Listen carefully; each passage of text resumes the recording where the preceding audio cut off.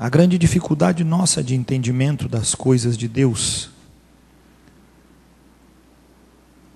é às vezes pela nossa pequena intransigência de não conseguirmos entender o tamanho do projeto de Deus para a nossa vida, o tamanho da direção de Deus para nós. E então nós tentamos buscar Deus com todas as forças e com toda a manifestação daquilo que nós temos na cabeça. Desejamos buscar Deus, desejamos conhecer mais Deus, desejamos entender mais de Deus com os nossos esforços. E o mais engraçado de tudo isso, querido, é que todo pensamento seu, toda busca sua, que parta na cabeça, que seja ela apenas num conceito de conhecimento, não tem valor nenhum para Deus. Porque nós só podemos oferecer alguma coisa para Deus daquilo que Deus nos deu. Abra sua Bíblia no livro de Gênesis, o capítulo 3. Deus tinha dado toda a oportunidade para o homem, e dentro dessa oportunidade Deus tinha derramado toda a noção singela de revelar-se ao homem de maneira integral, profunda.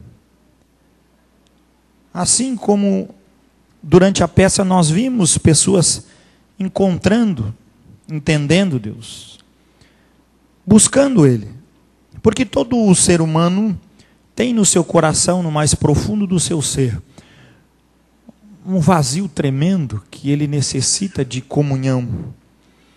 E essa comunhão estabelecida pela obediência às coisas de Deus. E uma das condições do ser humano se estabelecer em obediência é justamente estar na igreja. Porque foi Deus quem estabeleceu a igreja. Não foi eu que criei, e nem algum homem teria tanta inteligência para isso, na verdade. A igreja é algo divino.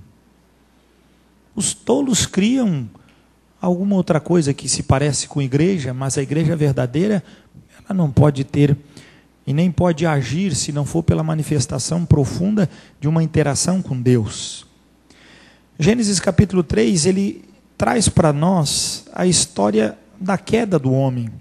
Quando o homem tinha na sua consciência, quando ele tinha no seu racional uma comunhão íntima com Deus, livre da imperfeição do pecado. Gênesis 3, versículo 8, diz assim o texto sagrado: quando ouviram a voz do Senhor Deus, que andava no jardim pela viração do dia, esconderam-se da presença do Senhor Deus, o homem e a sua mulher, por entre as árvores do jardim. E chamou o Senhor Deus ao homem e lhe perguntou: onde estás? Ele respondeu: ouvi a tua voz do jardim, e porque estava nu, tive medo e me escondi. Veja só, o homem estava nu, agora com medo e fugindo. Um homem que todos os dias estava na presença de Deus. E por que ele estava com medo? Por que ele estava nu? E por que ele estava fugindo? Porque algum tempo atrás, neste mesmo dia, estava Eva contemplando a árvore do conhecimento do bem e do mal, e uma serpente a seduziu e disse para ela: ó Eva, você pode comer dessa árvore. Ela disse: não posso, porque Deus disse que o dia que eu comer dessa árvore, eu vou morrer. E então a serpente disse: é certo que não vai morrer. É certo que não vai te acontecer nada. Porque no dia que tu comer da árvore, os teus olhos se abrirão e você ficará igual a Deus. Então Eva começou a olhar a árvore com outros olhos. Nós podemos dizer: pastor, isso aí é a teologia do pecado, o seu início. É sim, querido. Mas o nosso problema é que nós continuamos ainda divinizando conceitos e não divinizando o Senhor. Semana passada pregamos contra todos aqueles que querem infringir, que querem taxar, que querem hipocrisar a igreja e que querem manchar a igreja.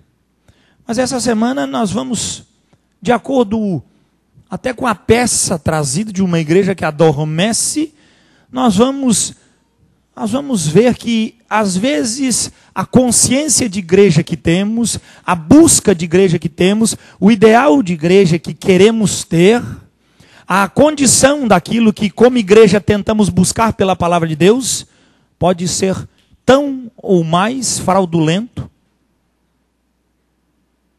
tão ou mais hipócrita, tão ou mais distante de Deus do que qualquer outra coisa.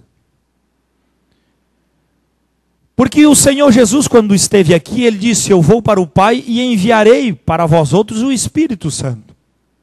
Ou seja, nada dentro da igreja sem o aval, a autorização, a manifestação do Espírito Santo tem algum valor.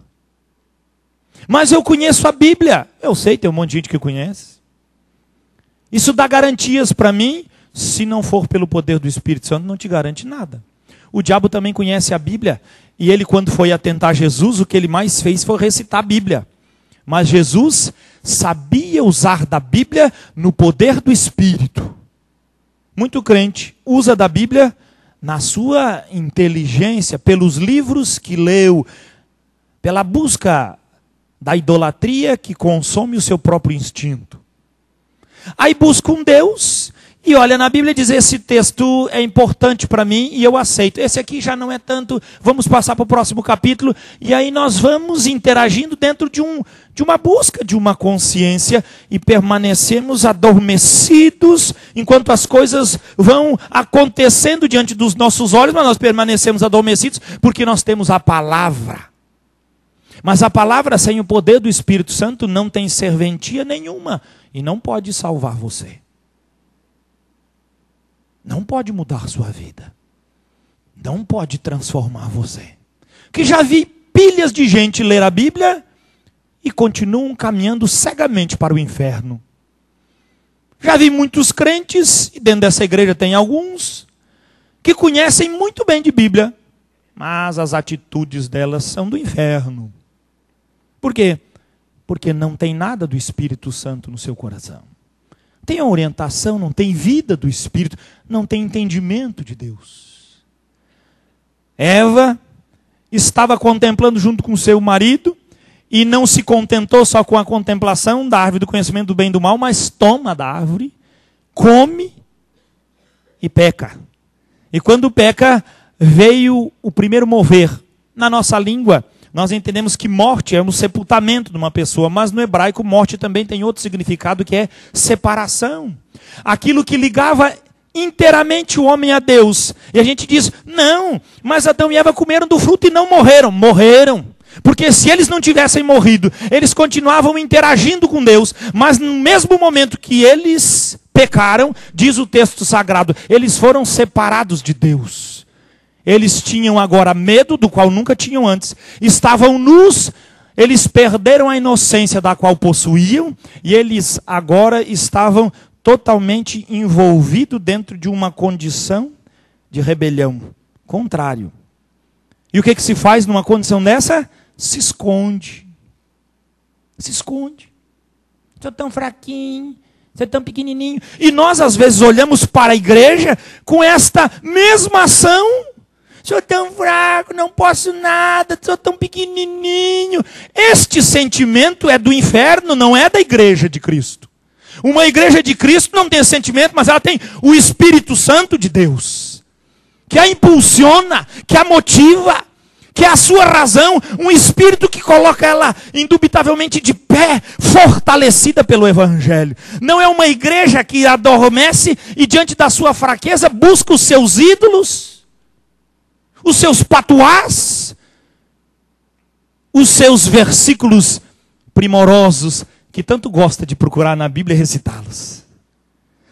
Quando recitar versículo, não é mais uma adorma, quando não tira mais o peso, então tem um suplício da alma e começa a desejar: eu preferiria morrer.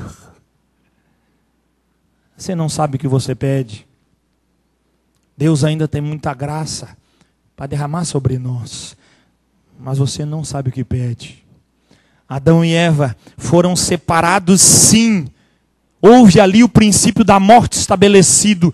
Houve ali a contemplação de que o pecado estava neles. E Deus então começa a perguntar para aquele homem. Perguntou-lhe Deus, versículo 11, que te fez saber que estava nus? Quem te disse que tu estava peladão? Quem que falou isso? Eu gosto tanto. Deus é tremendamente inspirador. Quando nós estivermos na presença de Deus, nós vamos ter vários argumentos tecidos pela nossa conduta, pela nossa busca, pelo nosso conhecimento. Mas eu quero saber quem é o macho e quem é a macha que vai um dia chegar diante de Deus e vai levantar algum questionamento para ele. Bem diz o apóstolo Paulo na primeira carta aos Coríntios, ele diz, onde está, ó sábio, a tua sabedoria? Aonde foi parar? Aonde está o inquiridor? O que questiona? Aonde está ele? E a Bíblia diz, pois Deus transformou tudo isso em loucura. Se nós não tivermos o Espírito Santo, nós não vamos contemplar as coisas de Deus e tampouco conseguiremos perceber a manifestação de Deus na nossa vida. Permaneceremos adormecidos, vestidinhos de branco, esperando o tempo do Senhor. E às vezes até ouvindo Deus falar conosco. Como Adão, as suas orelhas não tinham morrido, ainda estava esperta. E Deus fala com aquele homem. E o que ele diz? O que Deus fala? Quem te disse? E a minha pergunta é, quem disse para você que o caminho que você tem trilhado é caminho de justiça, é caminho de retidão? Quem te botou isso das tripas? Quem que desvendou isso para você? Mas pastor, eu vi meu irmão indo para a igreja e mudando de vida. Pois é, ele recebeu o Espírito Santo. Então, quando ele veio, eu também vim para a igreja. Mas se tu não tiver o Espírito Santo, não adianta nada, velho. Vai ficar aqui empatando a vida nossa. Sem a manifestação da obra do Espírito Santo na nossa vida, nós vamos permanecer adormecidos. Porque o Espírito precisa pulsar ardentemente e com a consciência plena de uma manifestação profunda sobre nós. Evangelho de João, capítulo 3, o versículo 27.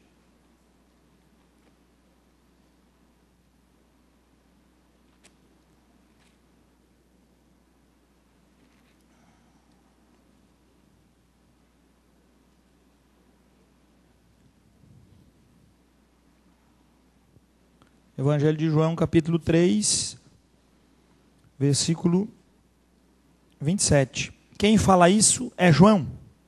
João Batista. Aquele que batizava e batizou o Senhor Jesus Cristo.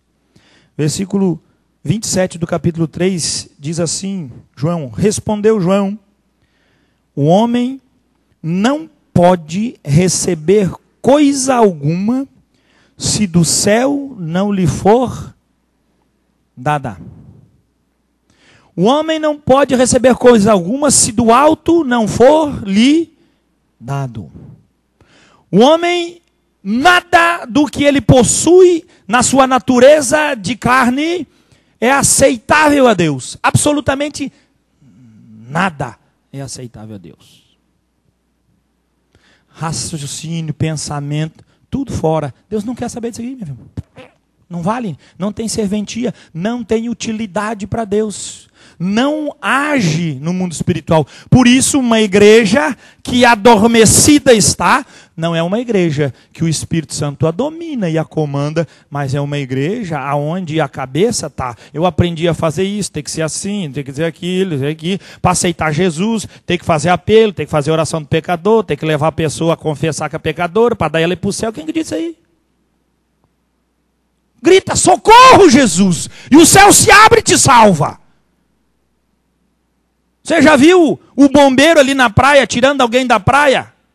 Afogado? E o bombeiro diz assim, primeira regra, eu preciso ver se ele está se afogando mesmo. Claro, ele aprendeu isso lá no corpo de bombeiro, meu filho. Ou não aprendeu? Ele chega lá e vai pular lá para tirar. Segundo, eu vou ver. Terceiro, acho que ele está precisando. Pronto, não volta mais. Não. Onde é que ele foi aqui? Nós que estamos do lado de cá criamos regras. Mas quem está morrendo afogado quer que entre na água e arranque ele de lá. Não importa o jeito e a forma, mas me arranque desse mar que me engole vivo. Não é a verdade? Ou o pastor está inventando uma história? Quando você se afogar, você vai lembrar de mim. E você grita que, por favor, eu preciso levantar a mão ainda para alguém me ver. É assim? Senão eu não vou para o céu. Criaram cada conceito de igreja que às vezes me dói na alma. O que precisa para ir para o céu? Meu filho, se tu está morrendo afogado, o que tu faz?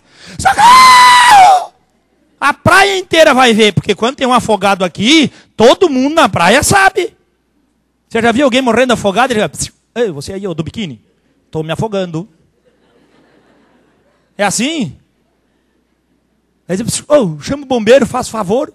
Vou mandar um SMS. Vou ligar para a Patrícia, vou mandar para todo mundo da igreja me ajudar, que eu estou perdido. Isso não existe, gente. Esse contexto é mentiroso. Nós criamos conceitos dentro da nossa cabeça e estabelecemos como conceitos perfeitos e que agrada a Deus. Quem que disse que agrada a Deus? Quem te botou na cabeça que agrada a Deus isso? Sabe o que agrada a Deus? Os frutos do Espírito, um relacionamento espiritual com Ele, que faz com que este corpo carnal, vencido pelo pecado, produza a glória de Deus. Como que Ele pode produzir? Ele não produziria nada se do alto Ele não fosse cheio e revestido do Espírito da aliança do Senhor. Transformando um corpo caquético e fraco num espírito inabalável. Tendo consciência de fraqueza, de pecado e de dor, para ter um espírito que repousa na verdade da fé. E a Bíblia diz que sem fé é impossível agradar a Deus. Como é bom agradar a Deus, nós precisamos ter uma conduta que verdadeiramente seja relevante. Isaías 55, versículo 9.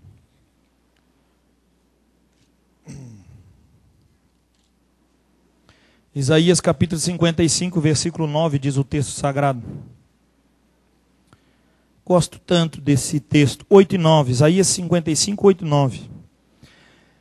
Deus diz que é poderoso e rico em perdoar. Isaías capítulo 55, versículo 8 e 9 diz assim: porque os meus pensamentos não são os vossos pensamentos. Pronto, aí já melou o cardo, meu filho. Você quer chegar diante de Deus com os teus pensamentos? Ele já disse que os teus pensamentos não são dele. Nem os vossos caminhos, os meus caminhos, diz o Senhor. Porque assim como os céus são mais altos do que a terra, assim são os meus caminhos mais altos do que os vossos caminhos, e os meus pensamentos mais altos do que os vossos pensamentos. Bem como nós chegarmos diante de Deus, através do nosso pensamento, através dos nossos esforços, através da nossa santa e boa e pertinaz conduta, não temos. Jesus, quando está falando, exultando no Espírito, em Lucas capítulo 10, versículo 21, a Bíblia diz que Jesus exultou no Espírito. E ele disse: graças te dou, ó Pai, porque ocultaste isto aos sábios e entendidos e a revelaste aos pequeninos. Amados, sábios e entendidos ali, não eram filósofos da época, não. Não era o pessoal da ciência. Os sábios e entendidos ali eram os intérpretes da lei. Era quem conhecia a Bíblia da época. E Jesus se alegra, porque estes que diziam que conheciam a Bíblia, não podiam conhecer o Senhor. Sem o Espírito Santo, meu filho. Aquela judeusaiada conhecia a Bíblia. Vai lá discutir Bíblia com o rabino para ver se tu não apanha deles. Hoje, qual a diferença do rabino para mim? Nenhuma. É 2 montes de nada. Mas é que dentro desse nada existe um Espírito que transforma.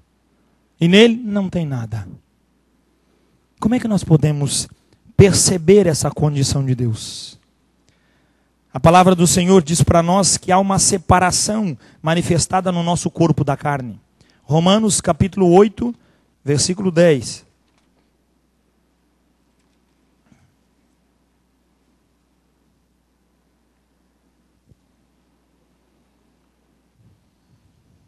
A Bíblia diz que há uma manifestação de morte sobre nossa vida. E ela, enquanto estivermos neste corpo, assim como nossos ancestrais, Adão e Eva lá atrás trouxeram a morte, ela ainda continua agindo no nosso corpo, causando separação. Mas, através da obra da cruz de Jesus, houve uma mudança nisso. Que mudança? Romanos 8, versículo 10.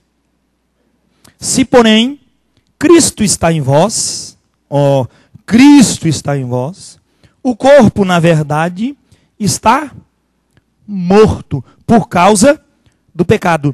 Mas o Espírito é vida por causa da justiça. Antes de Cristo vir morar em nós, antes do Espírito habitar em nós, o Espírito Santo, a Bíblia diz que nós estávamos sujeitos ao pecado. Mas quando Cristo vem habitar em nós, o nosso corpo é que está sujeito ao pecado, mas o nosso espírito não está mais. Houve uma mudança, porque o nosso corpo sujeito ao pecado levava o nosso espírito a uma morte eterna, mas o nosso espírito ressuscitado com Cristo leva o nosso corpo a uma sentença de morte. Porque aquele que conheceu o pecado jamais poderá de forma alguma usufruir de eternidade ou da vida de Cristo. Nosso espírito foi regenerado em Cristo. E a Bíblia diz que o nosso corpo, na verdade, permanece morto por causa do pecado. A ação do pecado nesse corpo permanece. Como que as ações do pecado, as condições do pecado, o mover do pecado no nosso corpo, permanecendo, vão fazer ou trazer alguma coisa para a nossa mente que agrade a Deus? Pode acontecer isso? Não pode, porque Deus não aceita nada que venha do pecado, da injustiça. 1 Coríntios, capítulo 2, versículo 14, um pouquinho para frente, ou seja, o próximo livro. 1 Coríntios, capítulo 2, versículo 14. Ora, diz o texto sagrado, o homem natural não aceita as coisas do Espírito de Deus. Por que ele não aceita? A cabeça dele não entende. Porque os pensamentos de Deus são maiores do que os dos homens. Porque os caminhos de Deus são altos. Os dos homens, rasteiro. Então ele diz o quê? Ora, o homem natural não aceita as coisas do Espírito de Deus. Ele não consegue entender. Porque lhes são loucura. E não pode entendê-las. Porque elas se discernem espiritualmente. Sem o Espírito Santo, como é que você vai entender as coisas de Deus? Gostei tanto do Vitinho, parece que ele tinha visto, né, o esboço, quando ele falou, querido, se você vai adorar hoje, esqueça tudo. Deixe de lado todo o teu pensamento, toda a tua sabedoria, toda a tua inteligência, e venha buscar Deus. Deus só tem um jeito de aceitar, se for pelo caminho que Ele traçou. Se não for do jeito de Deus, você não vai ser aceito para Ele, não. Quanto conhecimento de Deus temos, mas isso tudo traz para nós uma inadequação da mente. Agora falando dos homens, esse homem natural, capítulo 1 de 1 Coríntios, versículo 20.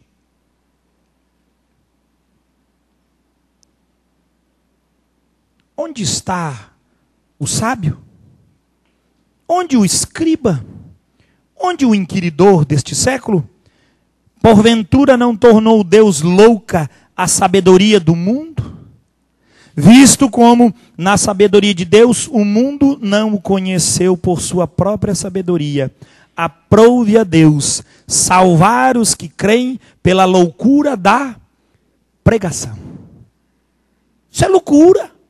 Querer trazer um conceito de céu e de eternidade dentro de uma cabeça que quer entender Deus, de forma alguma conseguirá entender se o Espírito Santo não trouxer para você discernimento para isso. Porque senão, a mente do ser humano, sem estar ela sujeita ao Espírito, ela é totalmente inadequada. Ela não pode. Ela não se sujeita. É impossível que ela possa participar dessa ação. 1 Coríntios 2, versículo 6. Entretanto, expomos sabedoria entre os experimentados, não porém a sabedoria deste século, nem a dos poderosos desta época, que se reduzem a nada. Coisa boa escutar isso, cara. A sabedoria de Deus, ela não é pautada pela glória dos homens. Por isso, amado, aí fora tem valor alguém ser PhD, ser doutor, ter canudo, mas ele passa dessa porta para dentro, o canudo vai para o garrão, não vale para nada. Ele estudou 20 anos, mas ele não tem discernimento nenhum de Deus. E se o Espírito Santo não revelar Cristo, ele entra e sai daqui, vai embora, vai dizer que aqueles crentes são tudo doidos. Falam loucuras, graças a Deus, porque se falamos loucura, é a verdade do Evangelho, porque a palavra diz que a sabedoria do mundo é loucura para nós. Mas a sabedoria de Deus é loucura para eles. Quem é que vai entender isso?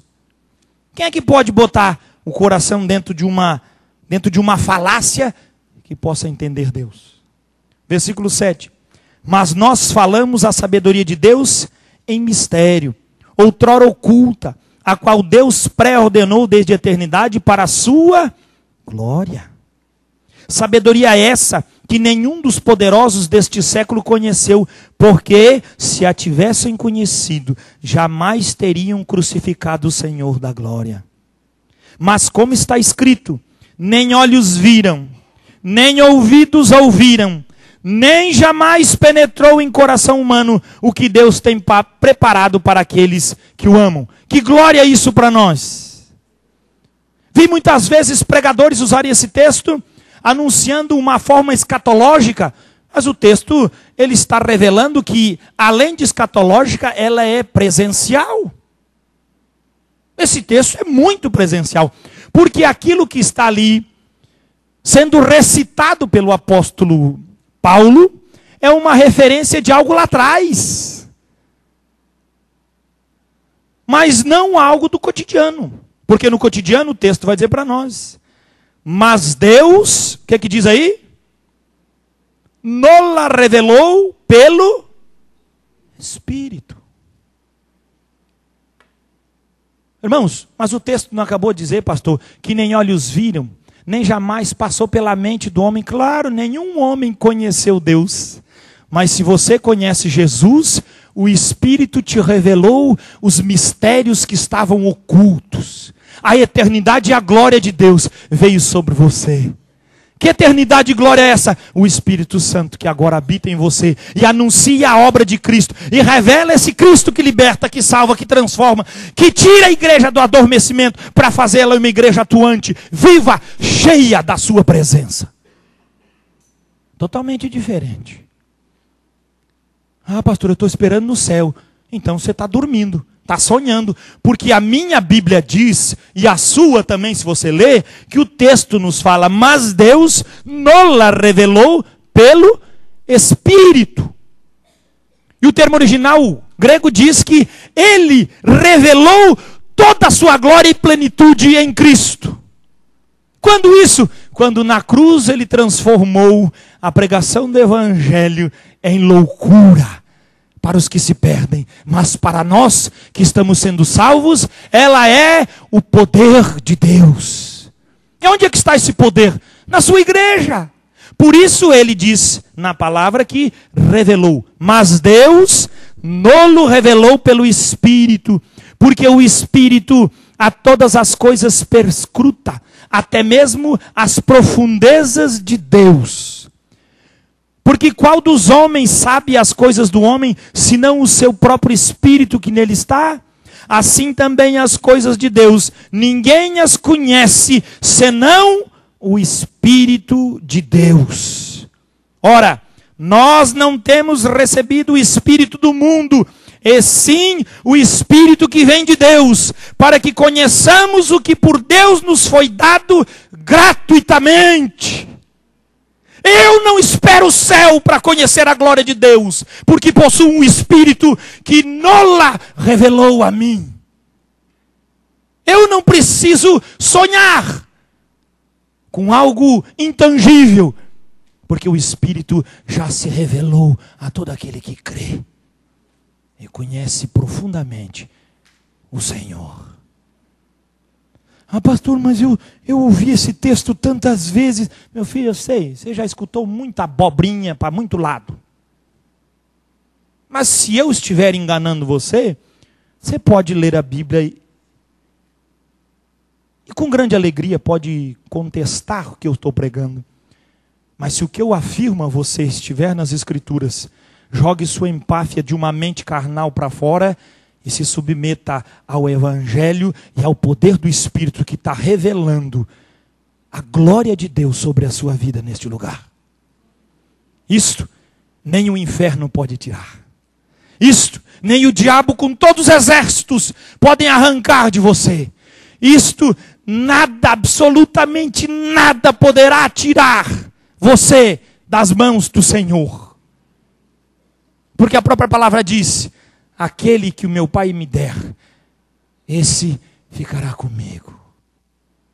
O Senhor Jesus afirma: aquele que pertence ao Pai, o Pai o toma na mão e de forma alguma alguém o arrebatará dali. Deus tem poder para entrar no inferno e arrancar. Tem poder para fazer de miseráveis verdadeiramente homens e mulheres transformados. Mas o diabo só tem uma arma para desiludir o coração: a mentira, o engano, a perversão da palavra.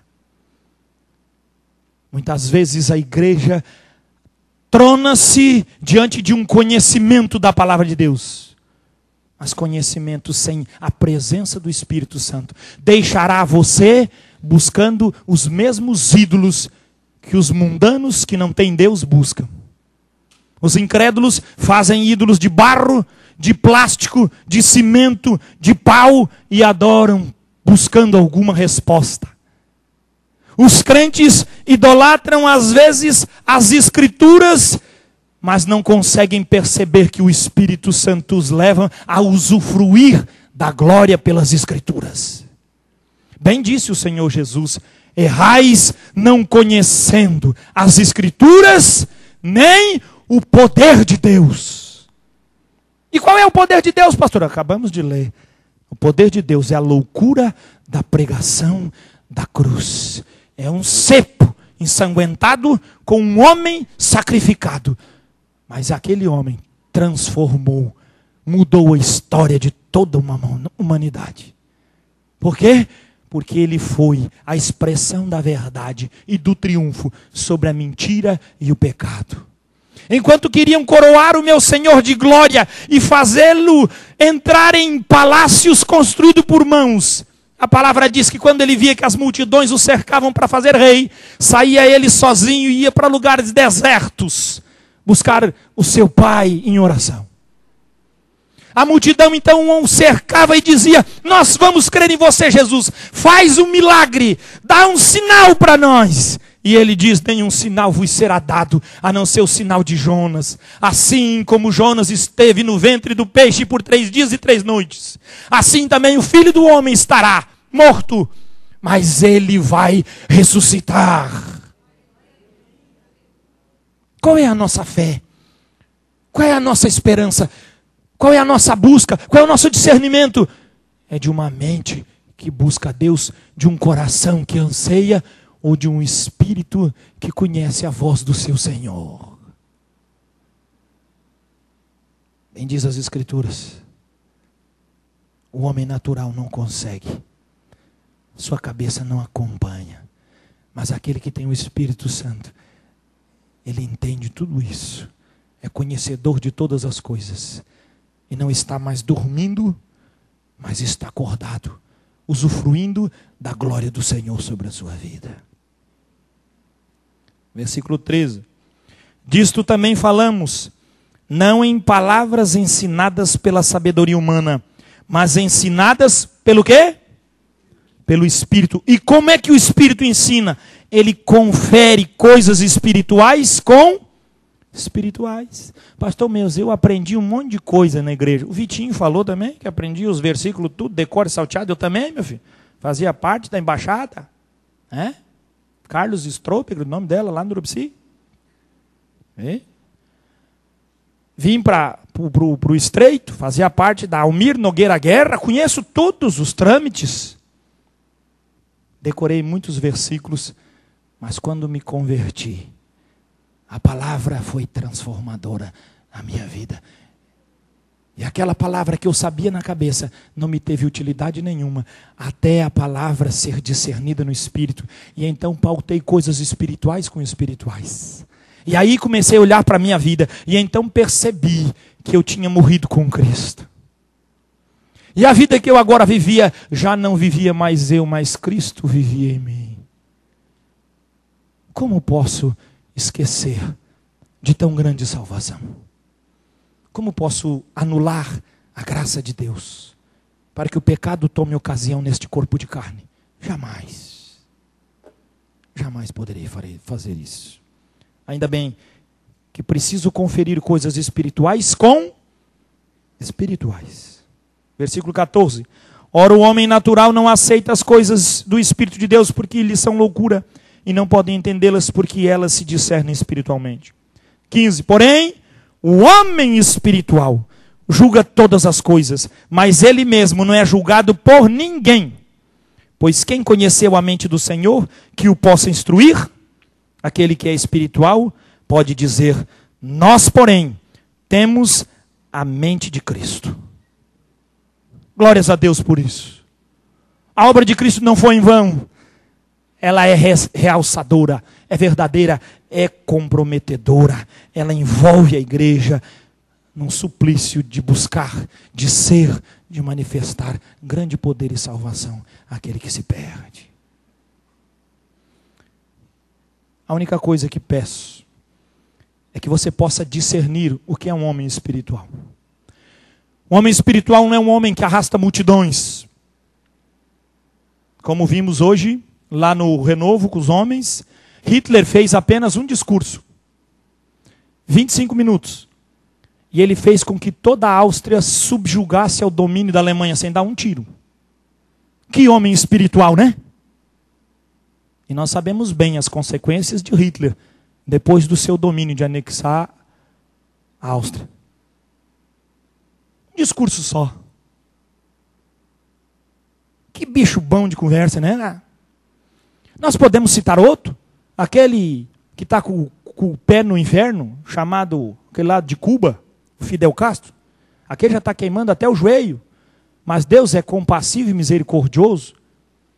Ainda está estendendo a mão de graça para que aquele coração do inferno se converta. Porque se existe um endemoniado nessa terra, é aquele chamado lá. E os brasileiros aqui dão medalha de honra para ele. Aquele é um encapetado. Aquilo destruiu a igreja. Aquilo, se alguém pregasse o evangelho, ele metia na cadeia e queimava vivo. Aquilo botou várias famílias, igreja inteira na parede e metralhou. Só para ver o barulho. Agora o capeta está chamando ele. Ele está lá, né, pensando umas 10 vezes antes, colocando suas fichas na medicina e no conhecimento dos homens. Mas um dia ele vai encontrar o Senhor e ele vai dizer, cadê a tua sabedoria? Trouxe a escravidão para uma ilhazinha, que não tem valor quase nenhum, que é Cuba, com discursos de 3, 4, 5 horas no público, a sol, a pino, e o povo lá aplaudindo. As bestas. Trouxe uma escravidão. E você olha para Cuba e vê o que Cuba tem hoje. Só ficou o bar, né? Acabou-se a cidade, não tem mais nada. Cuba se destruiu.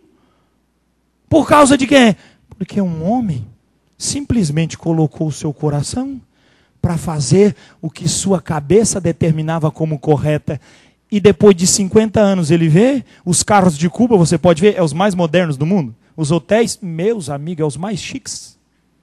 As cidades é uma infraestrutura gigantesca, é uma beleza que, olha, é de tirar o chapéu. Que glória que tem a carnalidade de um homem, mas dá o braço a torcer e diz, ó, domine Cuba, façam aqui esse país verdadeiramente florescer. Não, já que está morto, vamos matar até o fim. O homem é uma desgraça. Tu acha que ele vai abrir mão de poder? Mas isso também não é muito diferente do nosso Brasil. Isso não é diferente de qualquer nação e de qualquer consciência humana. Mas precisamos entender que o valor de Deus se manifesta em mentes de Cristo, que constroem valores espirituais, que permanecem com o seu coração discernindo coisas espirituais e sendo discernido assim como elas se fazem, conhecedoras e reveladas espiritualmente. Graças a Deus, que Deus nos deu este grande poder de podermos usufruir de coisas espirituais reveladas por Cristo Jesus, pelo Espírito Santo, para nós, hoje, agora, nesses dias. É o que diz a palavra do Senhor. Mas pastor, eu anseio tanto que Jesus venha. Claro, meu filho, eu também. A Bíblia diz que aquele que ama a vinda do Senhor, aquele que diz, Maranata, ora vem, Senhor Jesus, este tem grande expectativa, grande festa. O seu coração exulta, esperando que as coisas que o mundo e o pecado dominaram sejam transformadas verdadeiramente na glória da igreja restaurada aqui neste mundo. O Senhor Jesus assim o fará, quando Ele vier com toda a sua glória, e com mão de cetro imperará o seu governo, para que todos se submetam e entendam que verdadeiramente, quem é que pode dar conselho para Ele? Quem que pode conhecer Jesus? Graças a Deus, porque o Espírito em nós nos deu a mente de Cristo. Você tem a mente de Cristo? Usufrua dela. Conheça bem o Senhor. Saiba em todas as ocasiões o grande valor que ela tem para as nossas vidas e na nossa vida.